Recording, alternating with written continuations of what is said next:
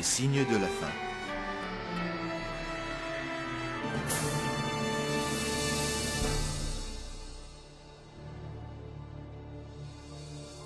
Toi, Daniel, tiens secrète ces paroles, et scelle le livre jusqu'au temps de la fin.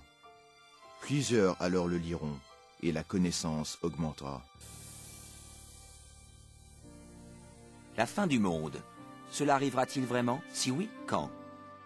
C'est l'une des questions les plus importantes et mystérieuses de tous les temps. Le prophète Daniel a clairement prédit que juste avant la fin du monde, nous serions témoins d'un enrichissement considérable de la connaissance. Est-ce arrivé? Prenons par exemple les moyens de transport. Durant 60 siècles, l'homme ne pouvait pas voyager plus vite qu'à cheval. Désormais, les voyages qui auparavant nécessitaient des mois se font en quelques minutes. En une génération, la révolution informatique a apporté des changements époustouflants que nos ancêtres n'auraient jamais imaginés. Mais une interprétation plus exacte de ce verset serait ces enrichissements de la connaissance des livres prophétiques, et ce qui était prédit est également arrivé. Mais les récits de Daniel ne sont pas les seuls qui parlent des événements des derniers jours. Que peut-il se cacher dans les anciens textes des Écritures? Vous entendrez parler de guerre et de bruit de guerre. Gardez-vous d'être troublés, car il faut que ces choses arrivent. Mais ce ne sera pas encore la fin. Et il y aura, en divers lieux, des famines et des tremblements de terre. Tout cela ne sera que le commencement des douleurs. En regardant autour de nous, force est de constater que les puissances politiques et naturelles ont fait de ce monde moderne un endroit de plus en plus dangereux. Pensez-y. Au cours des 100 dernières années, le monde a dû essuyer 2 guerres mondiales et de nombreux autres conflits majeurs, sans parler de la montée du terrorisme international. À ajouter à cela l'augmentation de catastrophes naturelles mortelles, tremblements de terre, incendies, inondations, tempêtes et dérèglements climatiques. Tout cela ravageant notre planète. Étonnamment, l'apôtre Jean avait prédit un autre signe de la fin des temps, la capacité de l'homme à détruire la planète. Dans l'Apocalypse chapitre 11 verset 18, il est dit que le jour viendra où Dieu détruira ceux qui détruisent la terre. Il est évident que cette prophétie s'est vraiment réalisée. Durant des siècles, l'homme ne pouvait que lancer des flèches enflammées ou tirer des boulets de canon. Nous possédons désormais des armes dévastatrices, pouvant anéantir la vie sur cette planète. En réalité, Jésus avait même prédit que si son arrivée était repoussée, aucun être ne survivrait.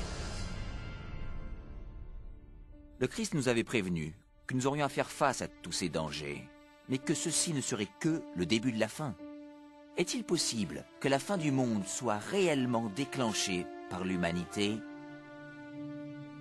Sache que dans les derniers jours, il y aura des temps difficiles, car les hommes seront égoïstes, amis de l'argent, fanfarons, hautains, blasphémateurs, rebelles à leurs parents, ingrats, irreligieux, insensibles, déloyaux, calomniateurs, intempérants, cruels, ennemis des gens de bien.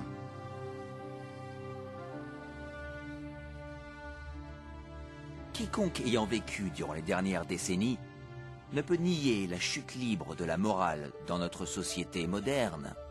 Chaque génération repousse les limites d'une conduite acceptable. Chaque nouvelle génération évolue donc dans un contexte moins moral que la précédente. Malheureusement, cette tendance semble inexorable.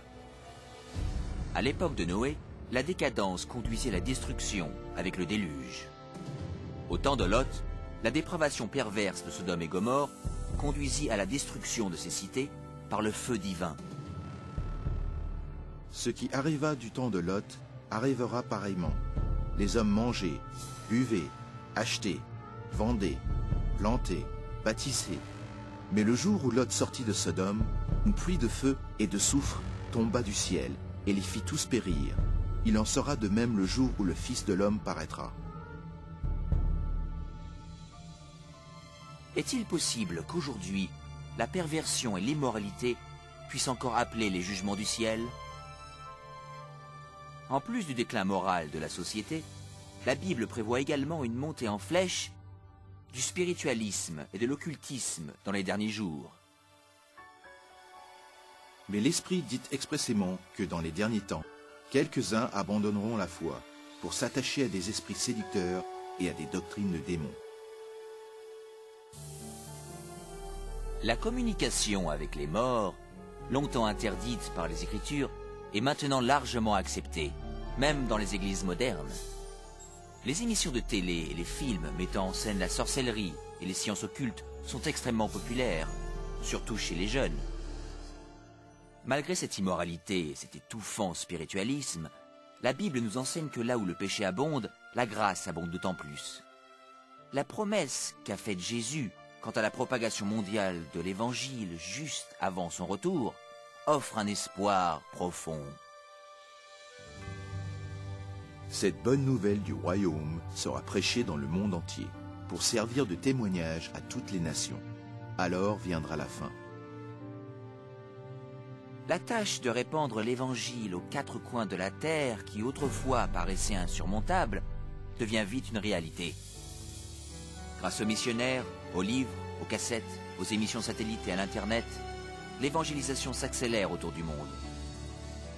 Le message du Sauveur n'a jamais été aussi répandu qu'aujourd'hui. La Bible révèle que nous vivons actuellement les derniers jours de la Terre. L'amélioration de la connaissance, l'instabilité globale, le déclin moral et l'intérêt démesuré pour l'occultisme prouvent que la fin est proche. Les signes de la fin sont bel et bien visibles.